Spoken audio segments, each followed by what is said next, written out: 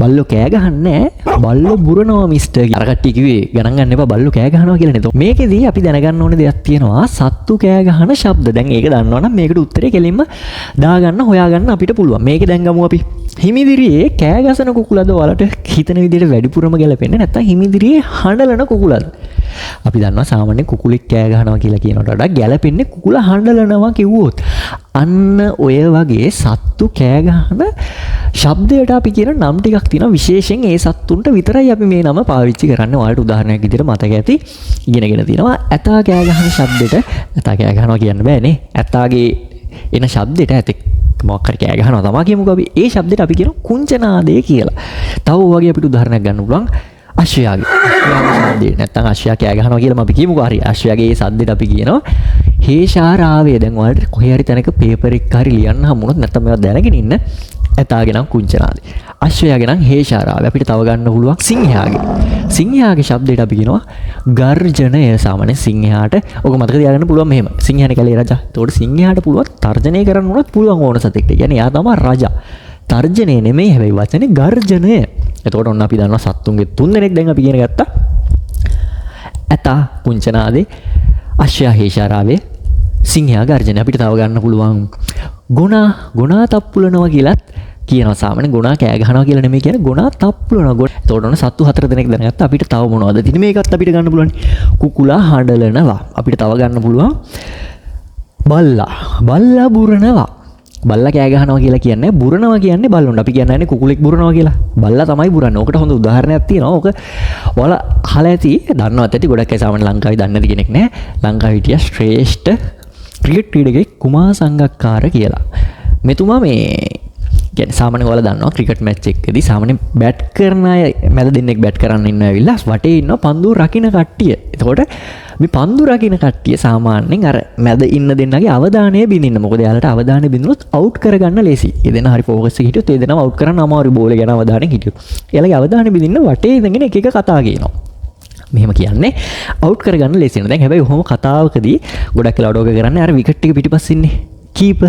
එයා තමයි ඔය වැඩේ කරන්නේ. අපේ ලංකාවේ එතකොට හිටියේ සංගක්කාරය. එතකොට අර මැච් එකක් අතරතුරදී මෙන්න මෙහෙම කියන කතා අහගෙන ඉන්න බැරිම තැනකදී එක වෙලාවක මට මතක විදිහට මම අහලා තියෙන කතාව හැටියට සවුත් අප්‍රිකාව තමයි බැට් කරලා තියෙන්නේ.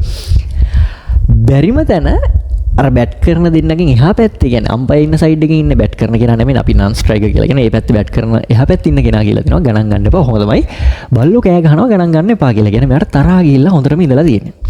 ඊට පස්සේ දැන් අපි දන්නවා සංගක්කාර කියන්නේ ලංකාවේ හිටපු හොඳ විකට් කීපර් කෙනෙක්, හොඳ බැට්ස්මන් කෙනෙක් වගේම ඔයාලා අහලා ඇති සමහරට ඒතුමාගේ කතා. කියන්නේ ඉංග්‍රීසි ගැන දැනුම කියන්නේ ඒ පාවිච්චි කරන වචන එහෙම අහන් හිටියොත් හිතා ගන්න පුළුවන්. හරි ලස්සන, ඒ කියන්නේ ඇක්සන්ට් එකකුත් හරි ලස්සන තියෙන, හොඳට ලස්සන වචන උච්චාරණය කරන විදිහක් එතුමාගේ හරි අනන්‍යයි. ඒ කියන්නේ ලංකාවේ අපිට වඩා පොඩ්ඩක් වෙනස් ගතියක් තියෙනවා. කියන්නේ යුරෝපෙට ළඟ ගතියක් තියෙනවා ඒ කතා කරන විදිහ. කොහොමරි ඉංග්‍රීසිත් හරි ලස්සනයි එතුමාගේ කතා කරන විදිහ සහ උච්චාරණය ඔක්කොම. ඊටත් අමතරව වටිනම දේ තමයි මෙතන මෙතුමා මේ හරි ලස්සන කතාවක් කියනවා. බල්ලෝ කෑ කියන්නේ ඉංග්‍රීසියෙන් තමයි මෙතන කියන්නේ මේ dogs not shout they bark. නැත්තම් බල්ලෝ කෑ ගහන්නේ බල්ලෝ බුරනවා මිස්ටර් කියලා අර බැට් කරන කෙනාට කියලා තියෙනවා. මේ ඇයි අර කට්ටිය කිව්වේ ගණන් ගන්න එපා බල්ලෝ කෑ ගහනවා කියලා. එතකොට මෙයා කියලා තියෙනවා බල්ලෝ කෑ ගහන්නේ බල්ලෝ බුරනවා කියලා. එතකොට බලන්න ඉංග්‍රීසි විතරක්ම නෙමෙයි එතන කියන්නේ එයාට ඒක ක්ලික් වෙන්න කොච්චර දේවල් එයාගේ ඔළුවේ වැඩ කරන්න ඕනද කියන්නේ. සිංහලත් දන්නවා, ඉංග්‍රීසිත් දන්නවා. ඒ තැනට ගැලපෙන්න මේක ආවා කියන්නේ ඒක හරි වටින දෙයක්. ඉතින් ඔයාලත් දැනගන්න ඕනේ හරි වචනේ හරි දැනට පාවිච්චි කරන්න. බල්ලෝ බුරනවා. අපිට තව ගන්න පුළුවන් මොකද්ද? අපිට ගන්න පුළුවන් කුරුල්ලෝ කිව්වහම අපි කියන්නේ කුරුල්ලෝ බුරනවා කියන්නේ නෑනේ. කුරුල්ලෝ තප්පුලනවා කියන්නේ කුරුල්ලෝගේ શબ્දෙට වෙන මොනවද කියන්නේ අපි කියනවා කුරුල්ලොන්ට හරි ලස්සන වචනයක් තියෙනවා කූජනය කියලා. ඔක ඔයාලා අහලා නැත්නම් අහලා බලන්න මම මේ කියන සින්දුව එඩ්වඩ් ජයකොඩි මහත්මයාගේ සින්දුවක් තියෙනවා අන්න බලන්න සඳ කියලා. අන්න බලන් සඳ රන් තැටියෙන් සුදු සීත ගඟුල් ගල්. ඒකේ ඊට පස්සේ යනවා චන්දන පල්ලව කෝකිල කූජන. කෝකිලයා කියන කොහාට? කෝකිලයා කෑ ගහන ශබ්දය. කුරුල්ලෙක් කෑ ගහන්නේ කූජනය. එතකොට ඔන්න ඒකත් හරි. කුරුල්ලොන්ගේ ශබ්දයේ කූජනය. කුරුල්ලොන්ගේ ශබ්දයේ කූජනය. ඇතාගේ ශබ්දයේ කුංචනාදේ. අශ්වයාගේ ශබ්දයේ හේෂාරාවේ. අපි මොනවද තව කිව්වේ? ගුණාගේ ශබ්දය අපි කියන ගුණා තප්පුලනවා කියලා. බල්ලෝ බුරනවා. කුකුලෝ හඬලනවා. අන්න ඔය වගේ වචන ටිකක් තියෙනවා. මේවා හරියට දැනගෙන ඉන්න මේ වචන දැනගත්ත කියලා ඔයාලට කවදාවත් පාඩුවක් වෙන්නේ නැහැ.